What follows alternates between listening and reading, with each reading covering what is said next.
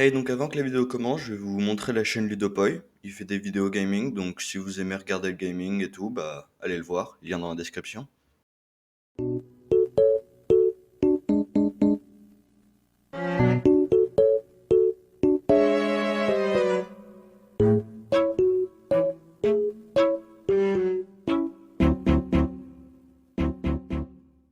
Hey, donc aujourd'hui on va parler du Moyen-Âge et de toutes leurs croyances stupides. C'est facile de se moquer du Moyen-Âge. Je veux dire, c'est pas moi qui mettais des fleurs dans mon masque pour recevoir le bon air et pas tomber malade.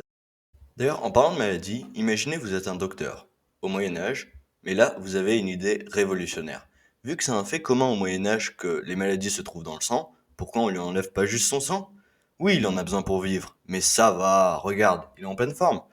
Mais sans déconner, une autre pratique pour entre guillemets soigner en retirant votre précieux jus de vie, c'était de mettre des sangsues pour retirer le sang. Mais après, comme je vous ai aussi montré, on peut juste...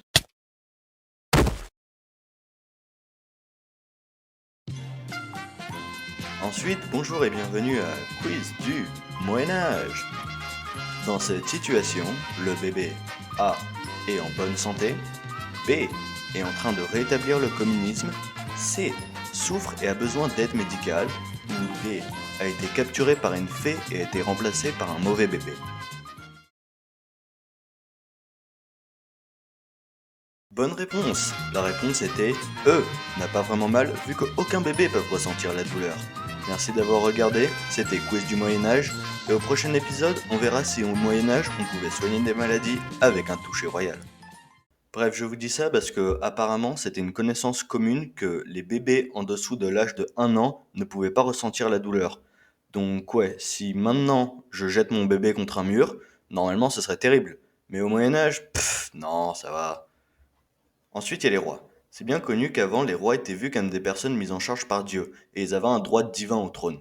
Donc, avec cette logique imparable de roi divin, on peut tirer la conclusion logique que si, imaginons, tu tombes malade et qu'il n'y a aucun remède, n'ayez crainte, il y a bel et bien un remède.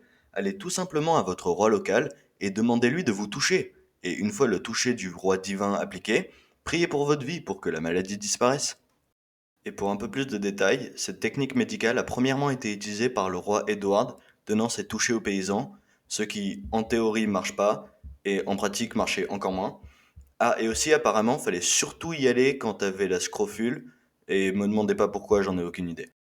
Ensuite, en revenant sur le thème des bébés, fun fact, au Royaume-Uni du Moyen Âge, c'était considéré comme un fait que des fées, aussi appelées nymphes, pouvaient, voulaient et allaient voler des bébés en bonne santé et les remplacer avec des bébés sales, malades ou avec d'autres problèmes.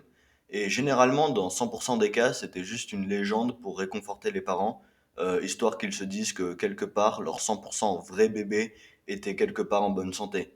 Alors que non, ton bébé il est là et c'est juste une abomination de la nature et il s'est pas fait capturer par une pédophée. Donc ouais, en conclusion, faites-vous toucher, le sang c'est surcoté, et faites attention à vos bébés.